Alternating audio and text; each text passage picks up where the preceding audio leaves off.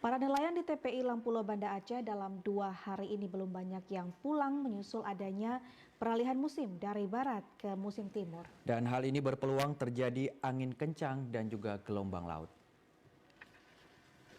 Dalam iklim cuaca peralihan itu, para nelayan mengurungkan niat pulang dari melaut karena kawasan perairan Aceh dilanda angin kencang dan gelombang laut. Bagi nelayan di Aceh dalam setahun mereka mengenal 2 musim, yaitu musim timur dan musim barat. Musim timur sebagai waktu yang baik mencari ikan, sedangkan musim barat waktu yang sulit mencari ikan di laut. Menurut Iswandi, salah seorang pedagang ikan keliling di TPI Lampulo Banda Aceh, setiap musim timur tiba, kebanyakan nelayan melaut seiring berakhirnya musim barat. Pada musim timur ini katanya harga ikan segar di Banda Aceh dan Aceh Besar turun karena hasil tangkapan nelayan melimpah.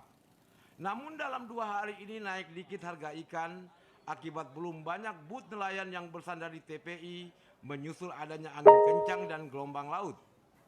Hari ini kan mahal apa murah, Bang? Nggak mahal sedikit. Kenapa mahal? Bosnya mungkin nggak pulang. Buatnya nggak pulang. Pulang, karena nggak ada ikan kan. Dari sini memang pulang karena dikirim langsung dia. Saat ini musim apa sih, Bang? Musim barat apa? Kan musim timur. Musim timur. Kalau musim timur tuh ikan Ikan agak banyak.